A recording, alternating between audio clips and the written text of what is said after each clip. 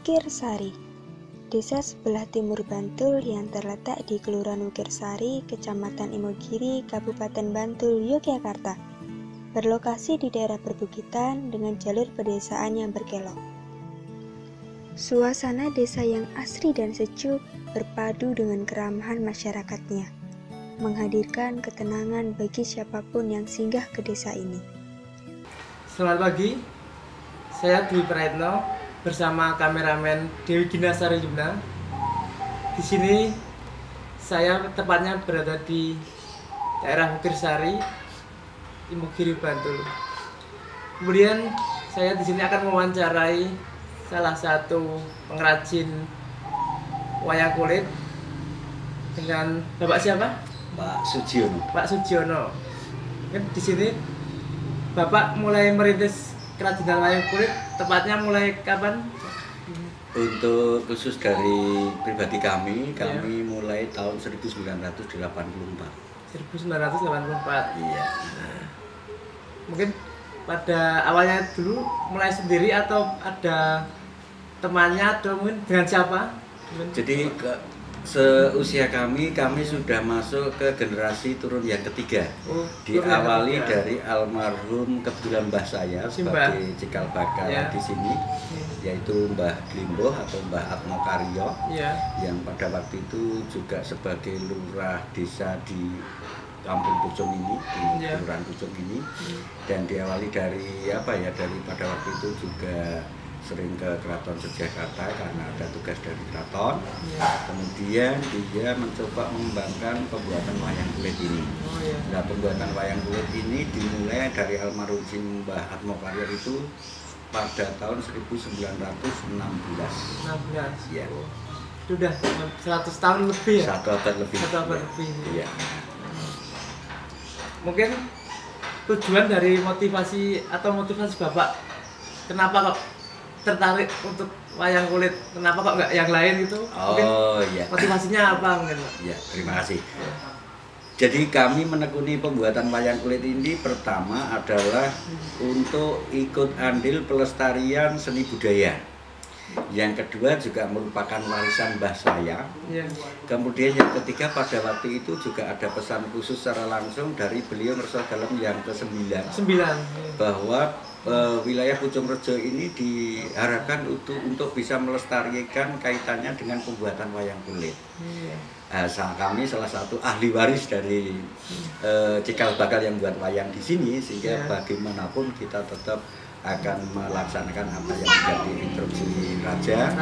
Yang kedua juga memang ada niatan untuk pelestarian budaya seni adiluhung ini. Mungkin selanjutnya untuk hal yang menarik atau hal yang berbeda dari pengrajin wayang kulit lainnya, mungkin ciri khasnya punya Bapak itu seperti apa mungkin? Oh iya. Jadi diawali Mas, wayang kulit itu ada beberapa versi ya. Ada yang versi Jogja, ada yang versi Solo, ada juga yang versi Kedu. Nah, perbedaannya memang sangat menyolok sekali. Pertama mungkin bentuk wayangnya juga akan lain, bentuk bahannya juga lain, pewarnaannya pun juga lain. Ya, tapi bagi kami alhamdulillah sampai saat ini dari versi apapun memang banyak yang kita kerjakan, baik itu versi Solo, versi Jogja maupun versi Kedu dan versi yang lain. Masalahnya apa? Tuntutan kami kan tuntutan ekonomi, sehingga kita harus menyesuaikan dengan pasar. Jadi ada 3 versi ya? Sebenarnya banyak sekali. Banyak. Iya. Ada yang versi kali gesing dan lain sebagainya. Tergantung nanti kita permintaan dari konsumen. Kemudian mungkin Bapak kan sudah lama nih membuat kerajinan wayang. Mungkin bagaimana cara membedakan kualitas wayang yang bagus dan wayang yang biasa gitulah. Terima kasih atas pertanyaan yang sangat menarik ini ya. Jadi mayoritas dari konsumen itu juga banyak sekali yang belum mampu membedakan kaitannya dengan kualitas. Kami memang memproduksi 3 kualitas. Ada kualitas istimewa, ada kualitas halus, dan ada kualitas sedang. Juga ada kualitas yang kasar. Ada yang kasar. Jadi juga. Ada KW1, KW2, KW3, dan KW istimewa. Itu jadi kaitannya keterpautan harga memang juga menyolok sekali, Mas. Jadi perbedaannya sangat menyolok. Ya, misalnya salah satu toko Kesenaja. Itu yang kalau yang istimewa itu kan harganya bisa mencapai 2,5 juta. Kalau yang halus itu bisa mencapai 700-an. Kalau yang sedang itu sekitar 400-an. Nah, yang paling kasar itu harganya bisa 30.000. 30.000 ada juga. Betul. Makanya sering-sering aduh lu kok mahal karena dia mungkin beli yang kualitas kasar. Tapi setelah kita jelaskan bahwa kualitas ini lain, baru dia mencermati. Setelah mencermati baru memahami. Itu dari segi bahan bakunya atau dari apa yang membedakan? Yang membedakan pertama juga diawali dari bahan baku, yang kedua juga proses pembuatannya, kemudian yang ketiga juga bentuk finishingnya. Bahan baku itu kan ada beberapa bahan yang walaupun semuanya terbuat dari bahan kulit. Itu kalau standar untuk kualitas ekspor seperti di Amerika dan Eropa itu kita mau tidak mau harus menggunakan bahan baku dari kulit kerbau, Mas. Kulit kerbau. Ya, kulit kerbau. Kalau nasional sebenarnya paling baik itu juga kulit sapi, namun juga mayoritas dari para konsumen yang sudah bahan wayang itu pasti menghendaki untuk dibuatkan dengan bahan baku kulit kerbau. Kemudian ada juga yang bahan bakunya itu dari kulit perkamen atau kulit split ya. Kulit split itu adalah kulit sisa dari bahan baku kulit yang diambil sul untuk bahan apa itu tas, sepatu dan koper dan dompet dan lain sebagainya itu nanti sebenarnya dulu masuk limbah tapi itu bisa dibelah lagi digunakan untuk bahan wayang. Itu nanti masuk kategori kualitas yang paling kasar itu. Kemudian juga ada yang bahan bakunya dari kulit domba. Gitu. Ya ada juga kulit domba tadi. Cuma 3 itu Pak bahan bakunya. Kerbau, sapi dan domba yang mayoritas digunakan karena kalau kita akan menggunakan seperti misalnya kulit kuda itu terlalu banyak lemaknya sehingga nanti mengakibatkan kualitas wayang itu kurang baik. Ada juga yang suruh membikinkan menggunakan kulit katakan kijang. Itu juga bagus cuman proses pembuatannya kulitnya sangat keras gitu. Mungkin selanjutnya suka duka Bapak dalam proses pembuatan wayang dari awal dari nol sampai sekarang mungkin seperti apa suka dukanya? Suka dukanya ya alhamdulillah kalau produk wayang itu tidak ada istilahnya barang takut nanti kalau basi dan lain sebagainya. Itu sukanya ya. Dukanya itu kaitannya dengan pertama mungkin bahan ya. Bahan itu karena kalau pas bahan susah itu juga nanti kalau terlanjur kita dapat order kita sudah kebingungan karena bahan itu diperoleh bukan dari wilayah setempat. Jadi kita bahan kan harus mendatangkan seperti misalnya dari Sumatera, dari Sulawesi, dari daerah TA, ADB, NTT ya itu. Kalau yang dari kulit kerbau itu mayoritas kan dari daerah Sulawesi, daerah Toraja sana. Itu kalau pengaruh gelombang pasang laut itu juga pengaruh Mas. Nah, itu nanti ada mempengaruhi keterlambatan pengiriman dan sebagainya. Melalui proses kapal juga. Betul lah itu yang menjadi tantangan. Yang kedua tantangannya adalah harga bahan baku itu sejak kami mulai usaha sampai sekarang itu belum pernah terjadi kok harga bahan baku itu harganya turun. Belum pernah selalu naik terus. Mulai saya membuat kerajinan ini dari bahan baku yang harganya dari Rp6.000 per kilonya sampai sekarang 125 per kilo. Itu belum pernah yang namanya misalnya harga tengah 50 kok menjadi 40 atau 30 itu belum pernah. Belum pernah. Kok selalu naik terus. Ini merupakan suatu kesulitan. Yang kedua juga ini Mas, bahan baku untuk tangke atau gapit atau cempurit. Ini kan dibuat dari tanduk juga ya.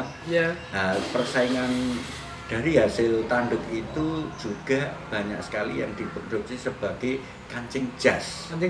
Nah, itu diekspor kan juga harganya mungkin akan lebih cepat ya. Tapi kalau nilai ekonomisnya sebenarnya nilai tambahnya lebih kalau bisa dibuat digunakan untuk sempurit atau gapit wayang itu. Karena juga itu bisa bisa menelan tenaga kerja yang lebih banyak, kemudian juga tidak terlalu boros bahan, itu. Kan di desa wisata ini kan bukan hanya bapak pengrajin wayangnya. Oh iya. Itu mungkin dulu sejarahnya kok hampir ya kayak banyak di sini pengrajin wayang itu mungkin seperti apa, atau bapak yang mensosialisasikan atau mungkin bagaimana prosesnya kok? Jadi gini, lebih banyak pengrajin. Awalnya dulu juga yang kita produksi itu hanya wayang. Paling banter juga pakaian wayang orang, Mas. Iya. Nah, setelah pada waktu itu, pada Orde Baru itu beliau Pak Presiden Soeharto dulu membuka ekspor non migas. Nah, itu ternyata produk-produk kami itu disenangi oleh orang luar. Orang asing. Ya. Sehingga banyak sekali permintaan dari orang asing. Makanya terus berkembang produk yang kita buat itu selain wayang juga ada kaligrafi, ada kap lampu, ada kipas, ada pembatas buku. Jadi bukan hanya wayang ya? Ada bentuk-bentuk souvenir untuk souvenir pesta pernikahan itu. Sehingga terus banyak sekali membutuhkan pengrajin karena banyak pesanan, sehingga kita bisa mengembangkan pembuatan wayang itu meluas satu kampung. Yang notabene sekarang kalau dihitung jumlah pengrajinnya kan lebih dari 1.000 orang. Jadi banyak ya?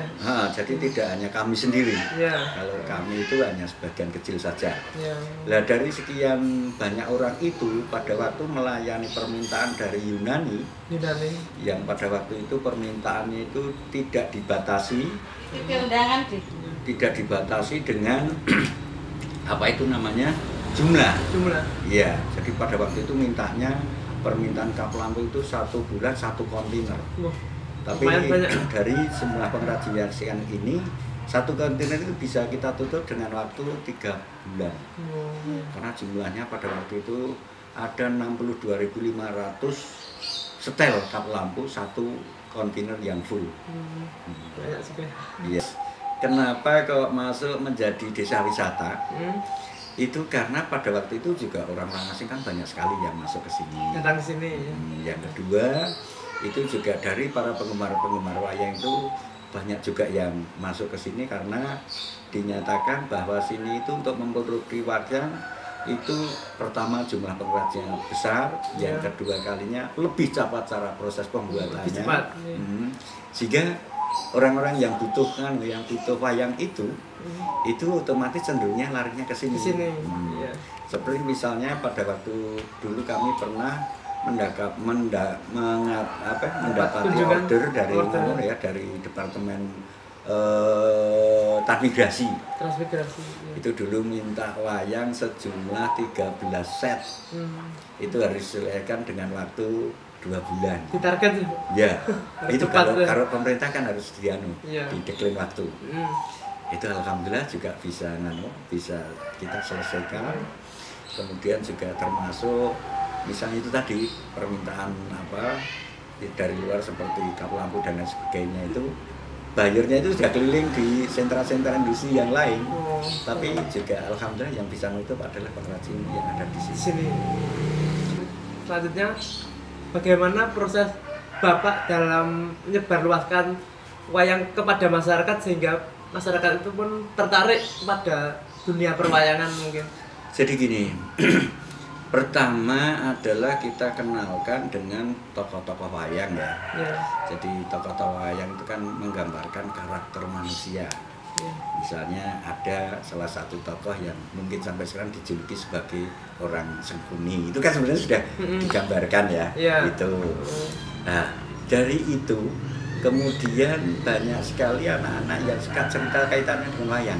Nah, kita juga sering-sering dongeng gitu ya. Dongeng tapi kita bakuannya adalah cerita wayang.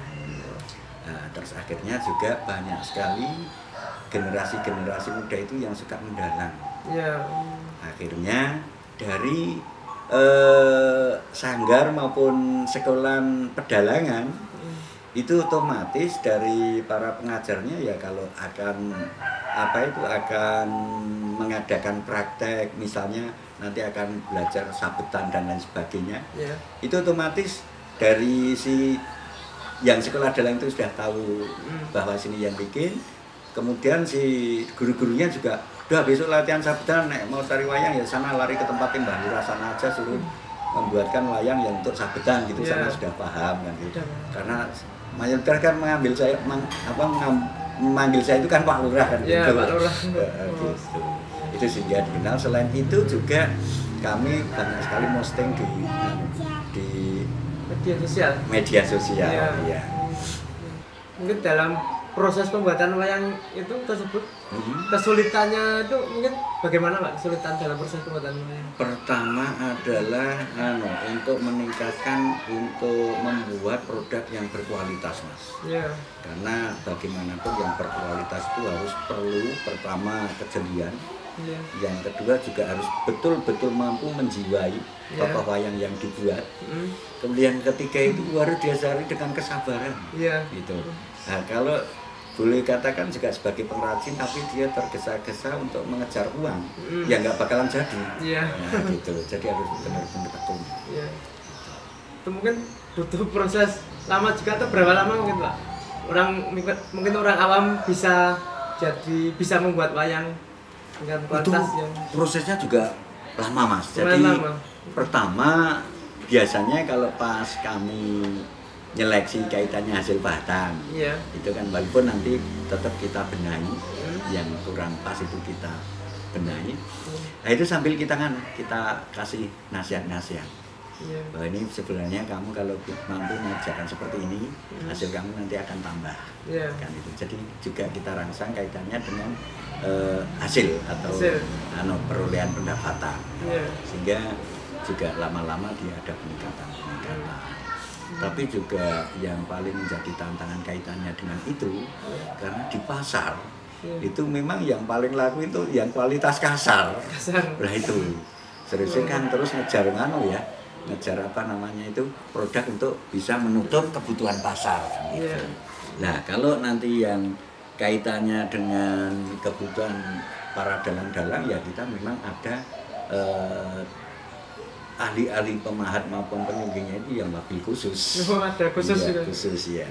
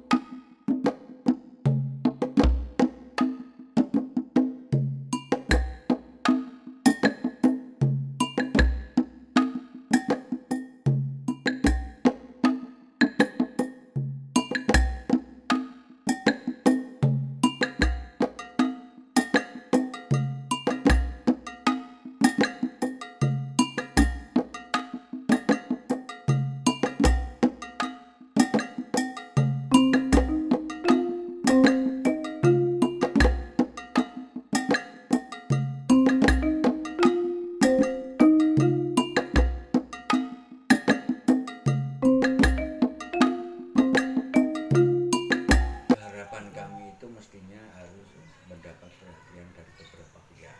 Karena kita modal adalah potensi geografisnya, kemudian potensi penunjangnya, kemudian juga embrio dari pengunjungnya. Hanya saja segala sesuatu itu kaitannya dengan sarprasnya, itu kan nggak lepas dari biaya. Ya kan nggak mungkin kalau dibiayai dengan para pengrajin sendiri untuk menutupi kebutuhan sendiri saja. Ya mungkin sering pas-pasan, maksudnya ada tergantung.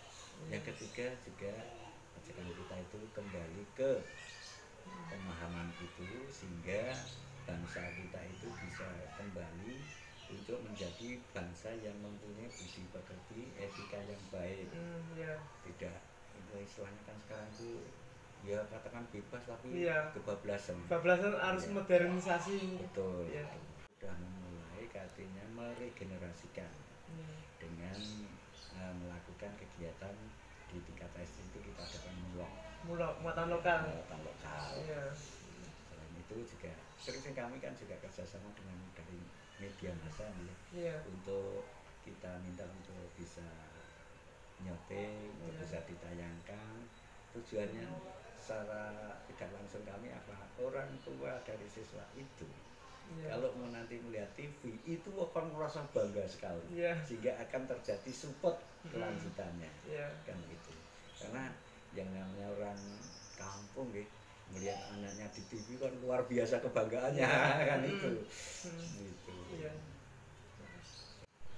Pak, mungkin terima kasih dari saya sendiri di Praetno dan kameramen Dewi Ginasari Yumna yang sudah memberikan banyak cerita tentang dunia pewayangan dan khususnya dari segi sejarah, segi ekonomi, dari masyarakat, budaya, dan masih banyak lagi.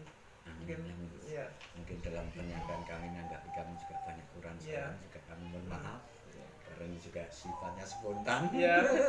Jadi memang sedikit banyak kondisi dan keadaannya seperti itu. Mudah-mudahan nanti akan bisa lebih baik masa yang akan datang. Mungkin terima kasih, cukup itu saja dari saya sendiri, Pak. Terima kasih. Terus pemirsa, mungkin cukup di sini cerita atau wawancara dari salah satu pengrajin wayang di Desa Wukirsari Imogiri ini. Mungkin cukup sekian, terima kasih. Bila banyak kata kesalahan dari saya mohon maaf yang sebesar-besarnya.